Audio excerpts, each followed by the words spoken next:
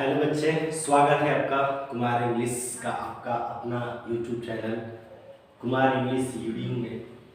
आज हम लोग पढ़ेंगे क्लास 12 के हिंदी दिगंत भाग 2 का गद्य खंड का 11वां चैप्टर, जिसका नाम है हंसते हुए मेरा अकेलापन। इसके कवि हैं मल्लेश जी। ये इनकी एक डायरी है और इनकी डायरी भी बहुत प्रचलित है। इनकी डायरी बहुत इंपॉर्टेंट भी होती है। अपनी डायरी में इन्होंने अपने जीवनी के बारे में बहुत कुछ लिखा है। तो इस चैप्टर को स्टार्ट करने से पहले सबसे पहले हम लोग लेखक परिचय पढ़ेंगे। इसके जो लेखक हैं जिनके नाम है मल्लेश जी। मल्लेश जी का जन्म 1935 में हुआ था और निधन 26 अप्रैल 1982 को। आपके पास अगर ये हिंदी का दिगंत भाग 2 का ये जो चैप्टर, ये जो बुक है अगर है तो आप सामने निकाल लीजिए।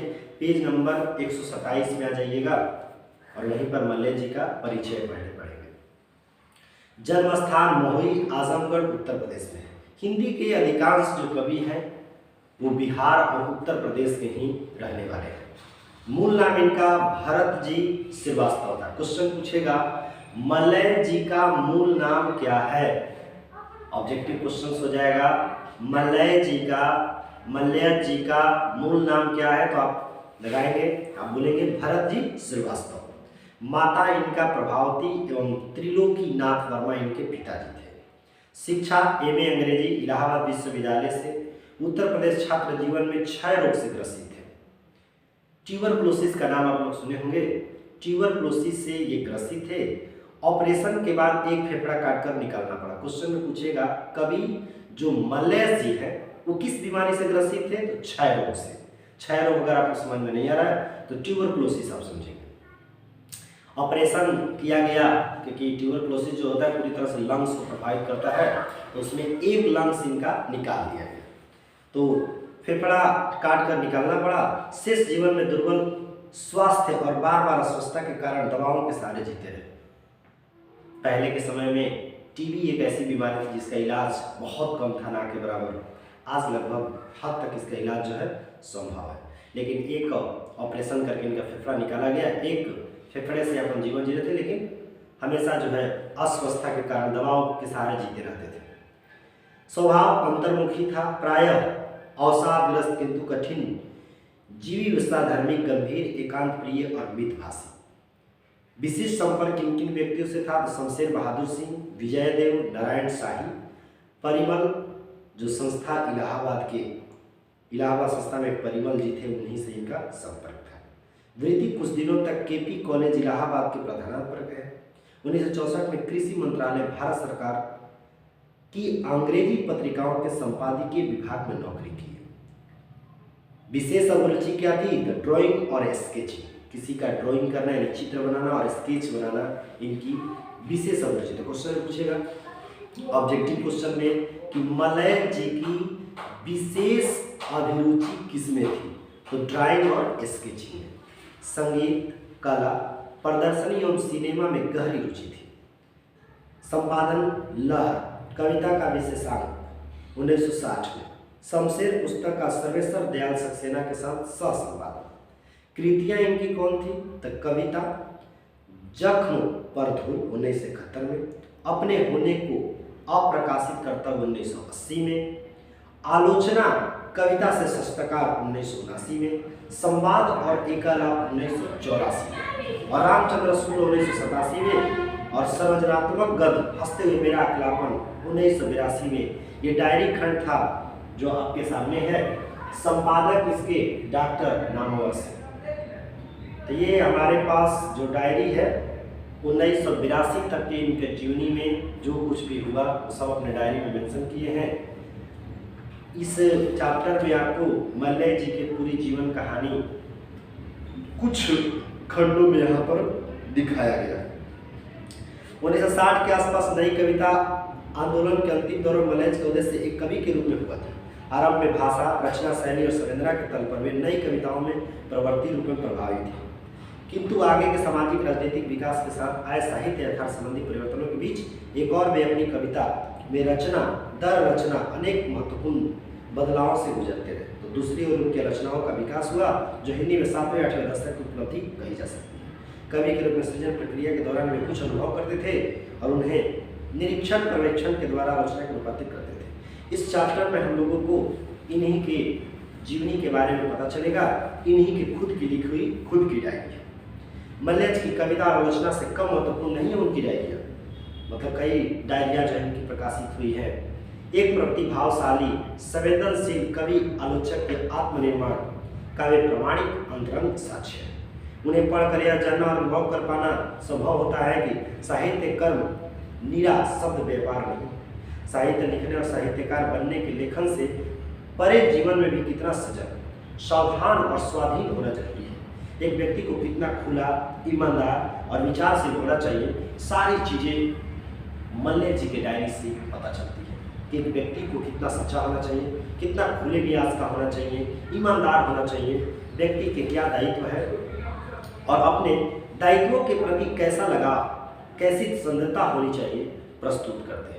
मल्लेज की डायरी के कुछ छोटे से अंश इस चैप्टर में प्रभावित है और इस चैप्टर में आपको मल्लेज की पूरी जीवनी तो पता नहीं चलेगी, लेकिन एक वन शॉट में छोटे से आपको चैप्टर में हंसते हुए मेरा अकेलापन, जो मल्लेज जी की खुद की डायरी है, मल्लेज जी के बारे में आप कुछ जान पाएंगे कि उनकी जीवनी की क्या थी। इनमें लगभग 1500 पृष्ठों में फैली हुई मल्लेज की डायरियों की एक छोटी सी झलक मिलती है। क्वेश्चन पूछेगा यहाँ सब्जेक्टिव कि मल्लेज जी की डायरी कितने पृष्ठों की है, तो 1500 पृष्ठों की है, यानी कि 1500 पेज में, 1500 पेजेस में इनकी डायरी है।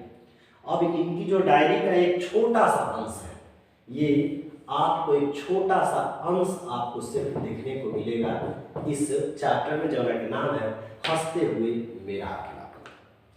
तो आइए इस चैप्टर्स में हम लोग पढ़ते हैं क्या क्या है इनकी बातें। डायरी की स्टार्टिंग होती है, ऊपर कुछ लिखा हुआ, डायरी लिखने मेरे लिए एक दहकता हुआ जंगल है, एक तष्ट घोंसला नहीं जिसमें अपने पैर घुसेड़ मैं जब चाहूँ चुप के पड़ा रहूं। डायरी मेरे कर्म की साक्षी हो, मेरे संघर्ष की प्रवक्ता हो, यही मेरी सुरक्षा है। डायरी के कोरे पृष्ठों पर अंकित शब्दों में नहीं, उन पर जलती आग के बीच। तो रानी खेत का ये सबसे पहला आपको एक जगह का वो अपने डायरी में मेंशन करते हैं। दिन था 14 जुलाई 1956। रानी खेत एक जगह है, वहाँ के बारे में सुनिए, इनके साथ क्या हुआ घटना, क्या देखे, आखिर क्या अपने डायरी में इन्होंने मेंशन किया है। सुबह से ही पेड़ काटे जा रहे हैं, मिलिट्री की छावनी के लिए ईंधन, पूरे सीजन और आगे आने वाली जाड़ों के लिए भी। पेड़ गोगी पूरे हरे तो नहीं, लेकिन चारों ओर के सरसब्ज पेड़ों ने मानो उतारता वास अपने में ही थोड़ी थोड़ी हरितभा प्रदान कर उन्हें भी अपने गिरोह में मिला दिया है। अपने उदात और विशाल और प्रणौन गिरोह में उस गिरोह की आत्मा एक है, क्योंकि उस आत्मा का नाद एक है। वे जब बोलते हैं तब एक भाषा में गाते हैं, जब एक भाषा में रोते हैं तब भी एक भाषा में। यानी कह रहा है कि यहाँ पे कवि जो मल्लेज जी हैं, वो रानी खेत एक जगह है, उस जगह पर सुबह से पेड़ काटे जा रहे थे, क्योंकि आगे आने वाले समयों में ठंड आने वाली थी। तो ठंड के ईंधन के लिए और उस छावनी को बनाने के लिए और कई अनेक कामों के लिए, जो पहले लकड़ी हमारे पास सहारा था ईंधन के रूप में, उन सारे कामों के लिए वहाँ पे पेड़ों की कटाई जो है सुबह से चल रही थी। कभी वहाँ पे बोल रहे हैं कि जिस तरीक़ा से उस गिरोह की आत्मा एक है, उस आत्मा का नाद एक, जिस तरह से जो पेड़ जब हवाएं चलती हैं तो ऐसा लगता है कि पेड़ एक साथ एक भाषा में गाते हैं। जब उन पर कोई भी प्रकार की मुसीबतें होती है, जैसे पतझड़ के मौसम में सारे पत्ते झड़ते हैं, तो कभी के यहाँ भाव है कि एक जैसे वो गाते भी हैं और एक भाषा में वो रोते भी हैं। कोहरा है, खूब घना और खूब सफेद दृष्टि के विस्तार को बीच ही से कच्चे फीते की तरह काट देता है। करा कोहरा ने बहुत तरह से कुआसा, जैसे अभी देख रहे हैं, बड़े ठंडा का ही मौसम है, किंतु ये ध्वनियाँ, इन ध्वनियों के मेरे दरवाजे पर दस्तक है। यह अस्फुट याचना जो दीवार पर टंगे उस गुफाओं में गुलेरी के खूबसूरत कैलेंडर है। यह कोने में टिका कर रखी हुई एसवुड की छड़ी रह काटती क्यों है, नोटबुक के पन्ने यूं बेतरह फड़फड़ाती क्यों है, जिनमें बेशुमार पत्तियां और फूलों की रेखानुकृतियां स्मृति की उदास गुलदानों में बतौर गुलदस्ते आज भी जिंदा है। कवि के उस समय का जो दिन था जब ये रानीखेत में थे और वहाँ सुबह से जब मिलिट्री कैंप में मिलिट्री छावनी के लिए ईंधन के पूरे सीजन के लिए पूरे 1 साल के लिए जब लकड़ी की कटाई हो रही थी तो वहाँ पर कुछ जंगल्स की लकड़ियों और पेड़ों के बारे में कुछ शब्द जो है अपनी डायरी में लिखते हैं। मौसम एकदम से ठंडा हो गया है, बूंदाबांदी और हवा, थोड़ा सा टिप टिप टप टिप बारिश भी हो रही है और थोड़ा सा हवा भी चल रही है। एक कलाकार के लिए यह आदत जरूरी है, उसमें आग हो और वो खूब ठंडा। कभी कितना मस्त बात यहाँ पे कह रहे, समझिए मल्ले जी कह रहे कि कलाकार के लिए यही बात होगी कि वो एकदम बस आराम से बैठा, लेकिन उसके द्वारा लिखनी है जो लिखा गया है, उसकी कलाकार की अगर कोई भी फिल्म या कोई भी गाना है और वो आग की तरफ फैल रही है तो उस कलाकार के लिए उससे बढ़िया और कुछ नहीं हो सकता। आप देखिए ना, पोस्ट ऑफिस के सामने बिल्कुल सामने बाई हो 11 अदद देवदार है, पूरे 11 मिलकर जैसे एकादश रुद्र। खामो ख्याम ही सोचता हूँ कि वे 10 क्यों नहीं। कभी कहते हैं कि मेरे जहाँ में पोस्ट ऑफिस है, जहाँ रानीखेत में, उस पोस्ट ऑफिस के सामने बिल्कुल बाई ओर 11 अदद देवदार है। कभी सोचते हैं अरे यार 11 क्यों है, 10 क्यों नहीं, 12 क्यों नहीं, 11 ही क्यों है, वे 10 क्यों नहीं हुए या 12 क्यों नहीं। जब भी उधर से गुजरता हूँ यही ख्याल उमड़ते हैं, यानी मैं किस कदर बोलूँ। किसी चित्रकारी की किताब में रंग सिद्धांत के विषय में पढ़ते पढ़ते मालूम हुआ कि शोक और भड़कीले रंग संवेदनाओं को बड़ी तेजी से उभरते हैं, उन्हें बड़ी तेजी से चरम बिंदु की ओर ले जाते हैं। मेरे हाथ में थमा दिया, खुद की चख लो,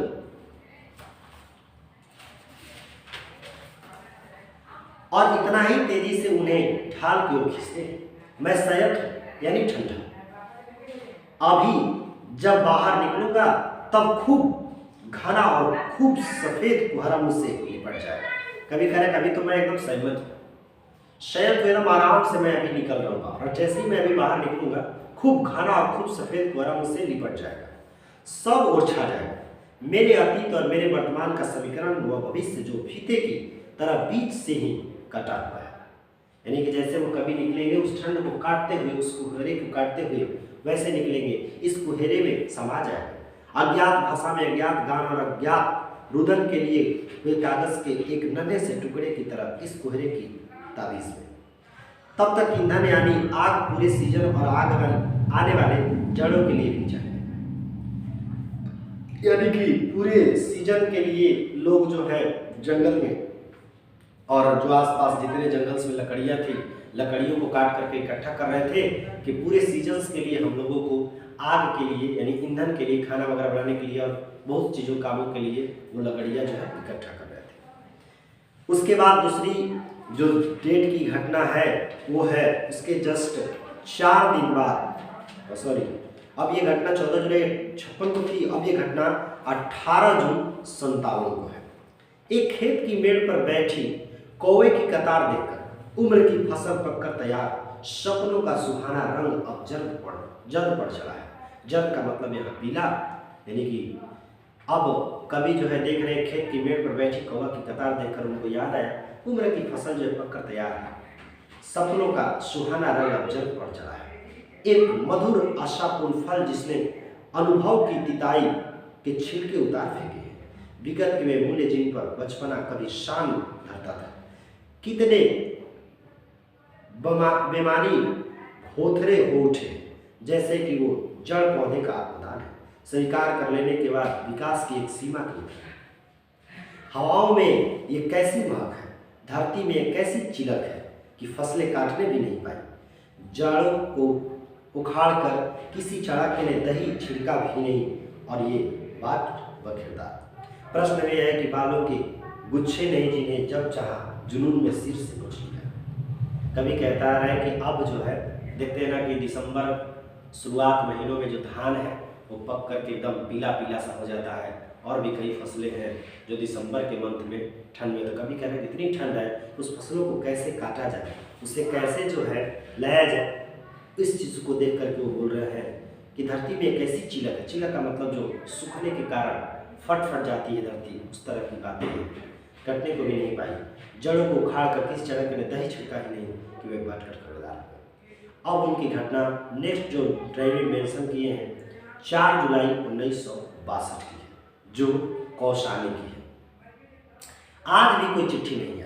जब वो एक जगह पर थे तो वहाँ पे बोलते कि आज मतलब लेखक को इससे पता चल रहा है कि पहले कोई ना कोई चिट्ठी का तो इंतजार था। तबीयत किस कदर बेजार हो उठी है, तबीयत में धीरे धीरे लग रहा है कि अब बिगड़ रहा है। दोपहर तक आशा रहता है कि कोई चिट्ठी आएगी, पर भारी भारी सी दोपहर बीत जाती, लेकिन कितने दोपहर बीत गए पता नहीं चला। कभी को किसी न किसी चिट्ठी का इंतजार था, या फिर घर वालों का क्या हाल है, क्या तबीयत है, और उस चिट्ठी का इंतजार करते थे कि उस चिट्ठी का वो जवाब भी देते थे। इंतजार करते करते कई दोपहर तक इंतजार करते, कई दोपहर बीत जाते थे और कुछ नहीं होता। इतनी भी ताब नहीं कि डाकघर में ही जाकर पूछे, इतना भी मतलब चिट्ठी के इंतजार ना रहता है, और इतना भी जरूरी ना कि कम से कम जा करके डाकघर से भी चिट्ठी लेकर आए, ऐसा कुछ नहीं था। लेकिन चिट्ठी की इंतजार थी, मतलब इतनी भी इम्पोर्टेंट नहीं थी। अजब सी बेचैनी मन में होती है। उस वक्त सारा परिवेश एक मीटे हुए अक्षर की तरह लगता है, किसी शब्द के बीच एक अक्षर की तरह, जिसके मिट जाने से पूरे शब्द का अस्तित्व संदिग्ध होता है। ऐसी मन स्थिति में कुछ काम वैसे भी नहीं होने का यूं ही पहले ही कौन तीर मारा था। कभी कह उसना बेचैन मैन हो जाता था, कभी कभी चिड़चिड़ा सा, और कभी कह उसमें वह कोई काम भी नहीं कर पाते थे। और कभी अपने आप को यहाँ देखिए, ये है वैसे भी कौन पहले हम तीर मार रहे थे। चिंतन और रचना की सब प्रक्रिया कुंठित है। एक आशंका में हरदम झूलता रहने वाला मन, जिसमें हर आहट रहस्यमय लगती है, हर खटका चौंका जाता है। अटखेलियाँ करती हुई हवा कंकुसिया सी करती लगती है, जैसे मेरे विरुद्ध कोई साजिश ठाने बैठे है। और जब एकांत में बैठे रहते, कभी तो कहते कि जो हवाएं हैं जो आती हैं तो मेरे कानों के पास ऐसे कन्फ्यूसिया का मतलब उस कान में कह करके निकल जाती है। और अटखेलिया का मतलब होता है कोई खेल जो आप बचपन में खेला करते हैं। अब डायरी की जो नेक्स्ट है वो 5 जुलाई 1962 की है, कौशानी की। उसी के एक दिन बाद कल यहाँ के सूचना केंद्र में एक अधेड़ से व्यक्ति ने आकर्षित किया। कभी कह रहे कि मुझे ऐसे आधेड़ से मतलब आधा उम्र से, तो एक अधेड़ से व्यक्ति ने आकर्षित किया। क्या किया, क्या हुआ उनके साथ, देखिए ये बात पता चली। प्रातः वे और मैं, यानी कि प्रातः वे यानी उस आदमी और मैं एक ही समय शाम को वहां अखबार देखने पहुंचते थे। कल पुस्तकों के छपने वपने की बात किसी को तेज स्वर में बताया। और जो व्यक्ति थे, जिस व्यक्ति के साथ कभी जो है शाम को अखबार पढ़ने के लिए कहीं जाते थे, तो वो व्यक्ति किसी व्यक्ति से पुस्तकें छपने वपने की बातें जो है कर रहा था तेज स्वर में। तो बरबस ध्यान खींचा, परिचय पूछा। मैंने पूछा कि आप कौन है, तो व्यक्ति ने उन्हें जवाब दिया कि मेरा नाम बलभद्र ठाकुर। क्वेश्चन यहाँ ऑब्जेक्टिव हो सकता है बच्चों कि कभी जिस व्यक्ति से शाम में रोज जिस व्यक्ति के साथ पेपर पढ़ने के लिए जाता था, उसके साथ जो परिचय हुआ, उस व्यक्ति का नाम क्या था? उस व्यक्ति का नाम था बलभद्र ठाकुर। नाम से अपरिचित नहीं था। कभी करे देखिए वो तो नाम तो ये तो सुना सुना सा था, लेकिन कभी सोच रहे थे कि कहाँ सुना था। उनकी एक किताब शमशेर जी के यहाँ देखी थी। क्वेश्चन पूछेगा बलभद्र ठाकुर की किताब कवि को एक कहाँ याद आई, किसके घर वो देखे थे? तो शमशेर जी के यहाँ देखी थी। मुझे विद्यार्थी जानकर अपने अन्य श्रोताओं को भूल वे धीरे धीरे आत्मश्रद्धा के मूड में उतर आए। जैसे उनको पता चला कि मैं एक विद्यार्थी हूँ, मैं तो उनका किताब पढ़ता हूँ लिखा हुआ, तो जो आसपास के अन्य श्रोताओं से जो बात कर रहे थे उससे अपना ध्यान खींच करके मेरे ओर जो है ज़्यादा ध्यान दे दिए। उनकी पुस्तकों का जनता में कैसा स्वागत हुआ, किस बड़े होदेदार व्यक्ति ने पढ़कर क्या कहा, फलाने अंडर सेक्रेटरी उसे मांग कर पढ़ने ले गए तो ऐसी पसंद आई कि लौटाया तक नहीं। आदि आदि के प्रसंग उत्साह से सुनते रहे, सुनकर रस आता रहा, मजा आता रहा। उस व्यक्ति के जो बातें हैं, उस व्यक्ति के जो पुस्तकें हैं, जिस व्यक्ति का नाम है बलभद्र ठाकुर, उस व्यक्ति से जो कुछ चीजें सुन करके कभी कह रहे हैं सुनकर बस मजा आ गया। उनके चेहरे की छटा अच्छी लगी, चश्मे के भीतर उनकी आंखें लेखक के सहज गर्व से भर उठी थी। ठीक ना गठा हुआ शरीर, रंग सांवले से कुछ अधिक लुंगी और जैकेट पहने हुए थे। जो बलभद्र ठाकुर जी थे वो लुंगी और जैकेट पहने हुए थे और उनके साथ बात किए। कवि को बहुत अच्छा लगा, मजा आ गया उनके साथ बात करने का। तब तक शाम के 7 बज गए थे। कवि कह रहे खाना भी पकाना था क्योंकि भूख लग आई थी। अतः विद्यालय मतलब वहाँ पर मैंने कहा कि ठीक है चलते हम, क्योंकि उनको कभी अपना बता रहे कि तब तक 7 बज भी चुका था शाम का और खाना वगैरह भी पकाना था। शाम को घटा उमड़ी और थोड़ी बारिश होने लगी। घंटे 1.5 घंटे नेगी परिवार के साथ बिताया, वहीं रुक गए, वहीं नेगी परिवार के साथ बातें चीत होने लगी। घर की बूढ़ी माँ जीवट की कामकाजी महिला है, उनका एक स्केच बिठाकर बनाया और उन्हें दे दिया। बैठे कवि और बैठ करके एक स्केच बना दिया उस बूढ़ी महिला का, जो एक घर के कामकाजी महिला थी। उनके मकान का एक रंगीन स्केच बनाया था। कवि ने जो उनका मकान था, जिस मकान में वो कवि रह रहे थे, उस मकान के एक रंगीन स्केच भी उन्होंने बनाया था। जगत सिंह की भाभी ने मांगा तो देना पड़ा। मैं रेडियो से गाना सुनता रहा, उधर चाय पानी का प्रबंध होने लगा। वाह, इधर जो कवि है अपना रेडियो से गाना सुन रहे थे, अपनी मौज मस्ती चल रही थी। उधर जो नेगी परिवार के साथ कुछ 1.5 घंटे तो जो रुके थे, उधर चाय पानी की व्यवस्था जो है चल रहा था अपनी स्थिति के अनुकूल। और वह तो मैं देख ही रहा था। मेहमानबाजी का यह भाव मन का अच्छा लगा। मैं उनका सिर्फ किराएदार न था, एक मेहमान भी था। क्वेश्चंस में यहाँ पे ऑब्जेक्टिव हो सकता है कि नेगी परिवार के जो मल्लिक जी थे वो क्या थे, तो एक किराएदार के साथ साथ एक मेहमान भी थे। दुख इस बात का हुआ कि इस परिवार के साथ पहले क्यों नहीं घुला मिला। कभी अफसोस कर रहे हैं कि काश मैं इस परिवार के साथ पहले घुला मिला होता, शायद कुछ बातें और होती। तो अब कह रहे हैं कि अब तो शायद परसों तक चल ही देना होगा, मतलब परसों दिन तक के वो मेहमान थे, अब 2 दिन में वहाँ से निकलना था। यहाँ के स्कूल के 2 अध्यापकों से परिचय हुआ।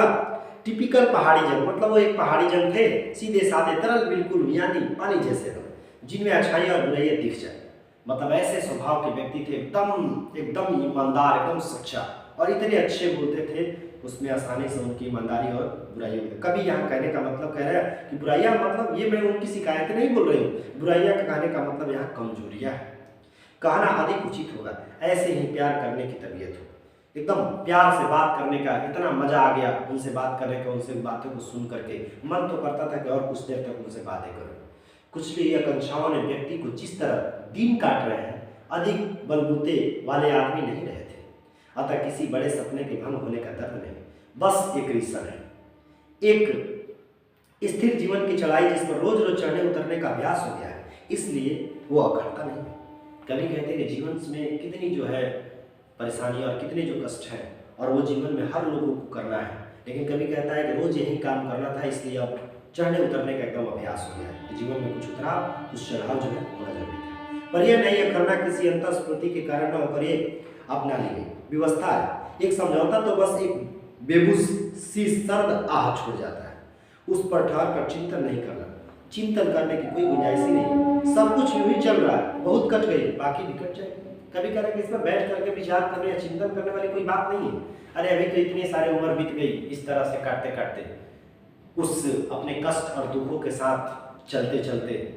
वैसे भी कभी जो है अपने मेहनत और अपने कर्म से अपना कुछ नाम कमा लिए, फिर भी कहते हैं कि बाकी दिन भी ऐसे ही कट जाएंगे, टेंशन नहीं लेना। बहुत सारे दिन जो है कट गए हैं। अब अगला बात 8 जुलाई 1962 की कसौनी की है। कल शाम से रोज इसी समय एक बहुत प्यारी सी गंध हवा में उड़कर मेरे बारजे माने जो गैलरी होता है घर का तक आती है। इतनी कोमल और मिठास सीधी हुई कि आंखें खुद ब खुद क्षणों के लिए बंद हो जाती थी। कभी कह रहे कि जब मैं शाम में ऐसे बैठा था तो उधर से ऐसी सुंदर गंध वाली जो हवाएं आती थी कि मैं कब मेरी आंखें बंद हो जाती थी ये पता ही नहीं चलता था। दिल्ली की यह घटना आ गई 30 अगस्त 1976 की। सेब बेचती लड़की। अब आ जाइए, बहुत मजेदार यहाँ पे ये पॉइंट है। सेब बस्ती लड़की, उनकी कलाइयों में इतना जोर न था कि वो चाकू से सेब की एक फाक काट कर ग्राहक को चका थी।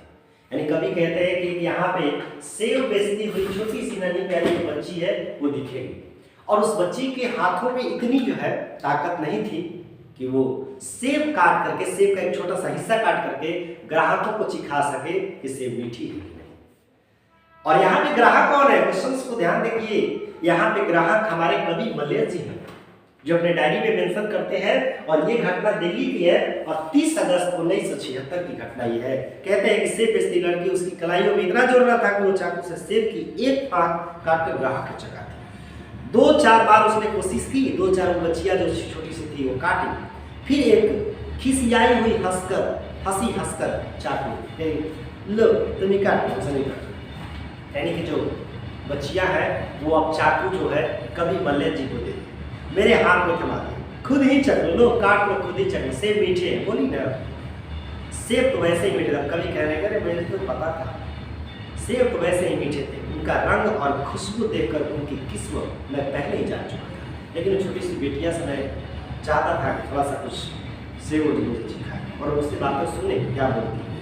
पर वो 7-8 साल की लड़की, क्वेश्चन पूछेगा, यहाँ पर ऑब्जेक्टिव क्वेश्चन हो जाएगा, बच्चा पार्टी याद रखिएगा, क्वेश्चन हो जाएगा ऑब्जेक्टिव कि वो कभी दिल्ली में जिस सेब लेने के लिए जिस ठेले पे पहुंचे थे, उस ठेले पे सेब बेचने वाली बच्ची का उम्र लगभग कितना था?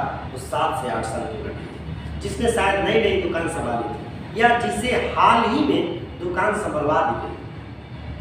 अपने ग्राहकों को अपने सौदे के बारे में सबकी जरा गुंजाइश न देने को आती थी। वो नहीं चाहती थी कि मेरा जो सामान है कोई खराब करे। इसलिए बड़ा चंचल जो बेटियां थी हमेशा अपने सामान को कभी गलत ठहराने के लिए नहीं पड़ती। इसलिए मल्ल्या जी के हाथ में चाकू दे दी, कही थी लीजिए आप खुद ही काट कर चख लीजिए, सेब बिल्कुल मीठा है। मैंने उसके पतले लगभग चौराहे जिस्म, उनके चेहरे और खुली कलाइयों को देखा और उन सेबों की तरफ जिसमें ढेर को जल्दी से जल्दी कम करने की लग उसकी आंखों में थी।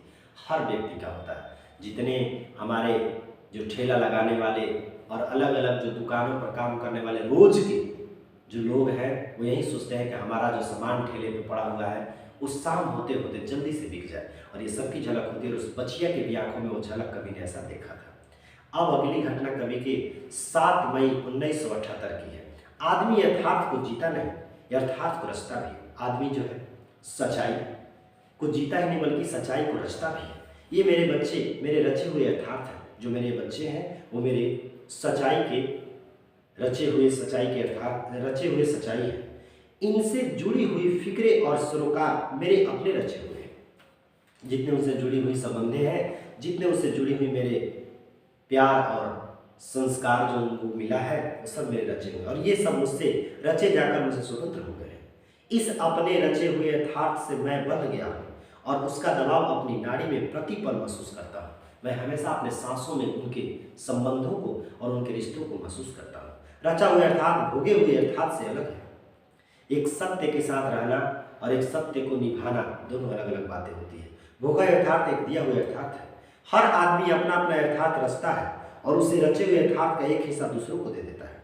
हर एक का भोगा हुआ अर्थात दूसरों के दिए हुए हिस्से अर्थात एक सामूहिक नाम है। अगर एक समाज में अगर हमें कहीं रह रहे हैं और उसके आसपास के घरों में अगर कोई दुखी का माहौल है और फिर हम वहाँ पे अगर डीजे बजाएं तो ये हमारी बेवकूफ़ी होती है। देखिएगा, अगर एक समाज में सामने वाले घर में दुखी और वहाँ पे डीजे न बजे तो कहा जाए कि एक सामूहिक समाज है और एक उनके यथार्थ यानी कि जो सत्य है एक दूसरे से मिल रहे हैं। इसलिए यथार्थ को रचना एक नैतिक कर्म है, क्योंकि वह एक सामाजिक सत्य की भी सृष्टि करता है। तो क्वेश्चन यहाँ ऑब्जेक्टिव होगा बच्चों, यथार्थ की रचना एक क्या है? तो एक नैतिक कर्म है, क्योंकि वह एक सामाजिक सत्य की भी सृष्टि करता है। यथार्थ के इस लेन देन का नाम ही संसार है। करें कि सत्य का लेन देन का नाम ही क्या है? संसार है। इस संसार से संपृक्त एक रचनात्मक कर्म है। इस कर्म के बिना मानवता अधूरी है। अगर आप एक मानव हैं तो आपके अंदर एक सच्चाई और एक कर्म होना अति आवश्यक है। हर आदमी उस संसार को रचता है जिसमें वो जीता है और भोगता है। आदमी के होने की शर्त यह रचा जाता है, भोगा जाता संसार ही। रचने और भोगने का रिश्ता एक द्वंद्वात्मक रिश्ता है। अगर आप उसके सुख और दुख दोनों में अगर साथ दे तो भी आप एक मानवता का सही पहचान देंगे। एक के होने से ही दूसरे का होना है। दोनों की जड़ें एक दूसरे में। क्वेश्चन यहाँ से पूछ सकता है कि रचने और भोगने का एक रिश्ता कैसा है? तो द्वंद्वात्मक रिश्ता है, एक दूसरे का मिलात्मक एकदम मिलने वाला रिश्ता है। एक के होने से दूसरे का होना है, अगर एक है तो दूसरा का होना अति आवश्यक है। दोनों की जड़ एक दूसरे में है और वहीं से वे अपना पोषण रस खींचते हैं। दोनों एक दूसरे को बनाते हैं, दोनों एक दूसरे को मिटाते हैं और दोनों एक दूसरे को बनाते मिटाते हैं। यानी कि यहाँ पे कवि जो है कहने का कितना बेहतरीन यहाँ पे भाव है कि ये जो हमारे पास रचने और भोगने का जो रिश्ता है वो दोनों के दोनों एक द्वंद्वात्मक रिश्ता है। दोनों एक दूसरे के साथ होता है, दोनों एक दूसरे का होना अति आवश्यक है, दोनों दूसरों का एक जड़ है। अगला लाइन हमारे पास 11 जून 1978 की आती है। मेरे भीतर इन दिनों कितने शब्द भरे पड़े हैं या अर्थ जो लिखता हूँ, अगर उसमें शब्द अधिक है तो अर्थ कम है। कवि कहते हैं कि मेरे अंदर ये कितनी अधिक जो है बातें हैं। अगर अर्थ ज़्यादा है तो उसके हिसाब से शब्द कम पड़ जाते हैं। डायरी में शब्दों और अर्थों के बीच तटस्थता कम रहती है, इसी से उसका लिखा जाना मुमकिन नहीं है, यानी मुश्किल है। कभी कहते हैं मेरे पास इतने शब्द हैं लिखने के लिए कि एक डायरी में इतना सारा कुछ लिखना संभव नहीं। लिखना मात्र एक तटस्थता की मांग रखता है। डायरी लिखना बस जो चीज़ें हमारे जीवन के कुछ महत्वपूर्ण और कुछ यादगार पल रहे उन्होंने कभी अपने डायरी में मेंशन कर दिया है। कभी कभी मैंने कविता के मूड में डायरी लिखी है। कभी बड़ा अच्छे मूड में होते थे कविता लिखने के लिए, फिर अपना ये डायरी लिखते हैं। तब शब्द और अर्थ के बीच दूरी का एहसास किसी माप के अनुसार निर्धारित नहीं होता। शब्द अर्थ में और अर्थ शब्द में ढलते चले जाते हैं, एक दूसरे को पकड़ते हैं, एक दूसरे को छोड़ते हुए। जिस पल में एक दूसरे का हाथ छोड़ देते हैं वो आकाश होता है और उसमें रचना बिजली के फूल की तरह खिल उठती है। जिस पल शब्द और अर्थ एक दूसरे का हाथ पकड़ते हैं वो धरती का क्षण होता है और उसमें रचना अपनी जड़ पा लेती है और अपने प्रस्फुटन का आदि शुरू कर देती है। कभी देखिए कितना इंपॉर्टेंट लाइन यहाँ पे कह रहा है कि कभी कभी मैं कविता के मूड में डायरी लिखता हूँ। कभी कभी इतने मूड में रहते हैं कि कविता लिखने के लिए उसमें हमने डायरी लिख दिया और शब्द और अर्थ के बीच इतना एहसास होता है कि मैं बता नहीं सकता। ऐसा संबंध होता है जैसे बस धरती के अंदर जो है कोई चीज बस बोने को है और वो अपना जैसे ही मैंने बोया और वो अपना जड़ पा लिया। अगला 20 जून 1978 के सुरक्षा डायरी में भी नहीं, वहां सिर्फ पलायन है। सुरक्षा अगर कहीं हो सकती है तो बाहर सूरज की रोशनी में, अंधेरे में नहीं। कभी कह रहे हैं कि सुरक्षा डायरी में भी नहीं है, वहां सिर्फ पलायन है, मतलब जहां जिंदगी एक जगह से दूसरे जगह को ले जाया जा सकता है। सुरक्षा अगर कहीं हो सकती है तो बाहर सूरज में, अंधेरे में नहीं। अंधेरे में सिर्फ छिपा जा सकता है एक पल पल की दुर्गति के साथ। सुरक्षा चुनौती को झेलने में, कह रहे कभी की आपको सुरक्षा जो है, अगर आपके पास कोई चुनौतियां हैं, आप अगर कोई अपनी सफलता को पाना चाहते हैं, उस सफलता को पाने में ही आपकी सुरक्षा है। लड़ने में है, पिसने में है और खटने में है। अगर आप अलाय की तरह ठंड के मारे कोई अपने लक्ष्य को पाने में अगर आप एक कमजोर और निर्बल की भांति जो है काम कर रहे हैं तो उसमें आपकी सुरक्षा नहीं है। सुरक्षा आप किसी चीज को लड़िए, किसी चीज को किसी चुनौती से लड़िए, लड़ने में है, पिसने में और खटने में है, बचने में नहीं, अपने को सेने में नहीं। ये नहीं कि बस चुपचाप अपना जिंदगी जो बस किसी तरह काट रहे हैं, ऐसा है। कभी का भाव को समझिए कि ऐसा जीवन हमारा नहीं होगा। हमारी जीवन की सुरक्षा तभी होगी जब हम अपने किसी से लड़े, किसी से लड़ने में, किसी पिसने में, किसी खटने में है। जो कुछ लिखता हूं वह सबका सब रचना नहीं होती, ये पृष्ठ तुम और भी नहीं। जितना कुछ मैं भोगता हूं उस सब में रचना के बीज नहीं होते। उस भोगे हुए अनुभव का कोई वंश आगे रचना में नहीं चलता। जो आगे चले और मुझे भी साथ आगे ले चले चाहे एक संभावना में वही रचना है, शेष सिर्फ दस्तावेज है। लेकिन यह दस्तावेज भी जरूरी है, दस्तावेज रचना का कच्चा माल है। सिर्फ इतना ही नहीं, दस्तावेज मेरे जीवन का भोग अनुभव है। रचना पूरी करेंसी को वास्तविक मूल्य प्रदान करने वाला मूलधन है। वह मिट्टी है जिसके बिना न बीज की सत्ता है न बीज अपने चरितार्थ करता है। रचना में छिपा हुआ भविष्य मिट्टी के अतीत का सुख उगाता है। जंगले से आती हुई धूप मेरे बदन पर आनी तिरछी लकीरें बनाती हुई धूप और मेरे बालों की खिलती हुई तीसरे पहर की हवा शीतल और स्वच्छ, इनकी कोई राजनीतिक नहीं है। कभी कह रहे हैं कि जो कुछ भी लिखता हूं मैं अपने डायरी में वो सब कुछ रचना नहीं होता। ये पृष्ठ तो और भी नहीं, जितना कुछ मैं भोगता हूं उस सब में रचना के बीज नहीं होते। जितना मेरे साथ होता है सब में ये रचना के बीज नहीं होते हैं। उसमें भोगे अनुभव का कोई वंश आगे रचना में नहीं चलता। जो आगे चले और मुझे भी साथ ले चले, ये कवि जो है अपनी भावनाओं और अपनी जिंदगी से रिलेटेड हर वो जो बातें को अपनी डायरी में मेंशन करता है। 25 जुलाई 1980 की ये बातें हैं। इधर पता नहीं कितने सालों से मेरे जीवन का कितने अनुभव लगता है कि डर है। कभी कहते हैं पता ना कितना सालों से ये पता चल रहा है कि मेरे अंदर कोई ना कोई डर है। मैं भीतर से बेतरह डरा हुआ व्यक्ति हूँ। इस डर के कई रूप हैं। बुरी बुरी बीमारियों का डर, घर का। जब भी कोई आदमी बीमार पड़ता है तो मुझे लगता है कि कहीं इसे कोई भयंकर बीमारी न लग गई। ये देखिए बच्चों, ये सब घर की कहानी। एक सामान्य अपने जीवन यापन करने वाले व्यक्ति और एक सामान्य व्यक्ति का हमेशा यही मन में रहता है कि हमारे परिवार को या फिर मेरे को कोई एक बड़ी बीमारी ना हो जाए। मान लीजिए अगर कहीं गए और कोई डॉक्टर जो है एक बड़ी बीमारी का खुलासा अगर कर दिया तो फिर क्या होगा मेरे साथ, कहाँ से मैं उस चीज़ को प्रबंध करूँगा, कहाँ से मैं उसका व्यवस्था करूँगा उतने सारे बीमारियों के इलाज के लिए। तो ये हर लोगों के मन में ये बेचैनी का और एक डर का अनुभव रहता है। कभी भी वैसे भी ट्यूबरकुलोसिस से पीड़ित है जिसे हम लोग क्षय रोग कहते हैं, और कभी को हमेशा टेंशन रहती है अपने और अपने परिवार को कि मैं क्या करूँगा, मैं कैसे। कभी का जीवन हमेशा दवाइयों के सहारे रहा, क्योंकि वो ऑपरेशंस करा करके एक फेफड़ा निकलवा चुके थे। बुरी बुरी बीमारियों का डर, घर का जब भी कोई आदमी बीमार पड़ता है तो मुझे डर लगता है कि कहीं इसे कोई भयंकर बीमारी न लग गई हो, और तब मैं क्या करूँगा, उसे किस अस्पताल में ले जाऊँगा, इलाज की कैसे व्यवस्था करूँगा। इस डर की वजह से कितने कितने घंटे मैंने तनाव में गुजारे। कभी कहा है किस तरह के डर जो है मैं कई घंटों घंटों तक सोच कर बैठ कर सोचता हूँ, और मुझे कई अपने तनाव में अपने जीवन को बिताना पड़ा है। एक पत्ते की तरह कांपते हुए, ओठों में प्रार्थनाएं गुनगुनाते हुए किसी तरह संकट का यह क्षण कटे, बस हाथ जोड़ करके किसी तरह भगवान और किसी तरह उनके बस विपत्तियां और दुखों को बिताने के लिए मेरे मुंह में कई प्रार्थनाएं जो है गुनगुनाया है। बाहर गए हुए आदमी को जब घर लौटने में देर होती तब उसके लौटने की संभावित घड़ी भी बीतने लगती है। अगर मान लीजिए कि कोई घर का आदमी अगर घर से बाहर गया है और देख रहे हैं कि समय कहीं ज़्यादा हो गया, तो मन में बहुत सी अजीब घबराहट होती है। कई गलत भावनाएं जो है मन में आती है, मन डर से घिर जाता है, मन तमाम तरह की अप्रिय कल्पनाएं करने लगता है, पता ना क्या होगा, उसका फोन भी बंद आ रहा है। कई तरह की भावनाएं जो हमारे दिमाग में चलने लगती है। फिर अनायास ही प्रार्थनाएं, समय बीतते जाने का एहसास नसों में धड़ धड़ की तरह घुसने लगता है। प्रतीक्षा का डर, फिर जब लगता है कि प्रतीक्षा की घड़ी बीत गई, समय गुजर गया, तब बाहर वाला आदमी लौट आता है तो सही सलामत कितना दिल का जो है शांति मिलता है। कि एक बेचैनी थी कि पता ना आदमी इतना देर से उसका फोन बंद था, फिर आसपास के लोग आकर के समझाते रहे उसका बैटरी रिचार्ज हो गई, वो जो भी, लेकिन कितना जो मन है एकदम घबरा जाता है, और नसों का जो तनाव दिल की कई धड़कनों के साथ टूट जाता है। फिर कभी कहते हैं कि पार्क में खेलने गए बच्चे शाम का अंधेरा घिर आने के बाद भी एकाएक जब वो वहाँ नहीं दिखने लगते हैं, तब कहाँ गए कि अकुलाहट कोई उत्तर देर तक न पाकर डर में बदलने लगती है। अगर फिर वहाँ कोई जवाब नहीं मिला, फिर पता नहीं बच्चे अगर नहीं दिखते हैं देर तक, तो फिर मन में कैसे बेचैनी से छा जाती है।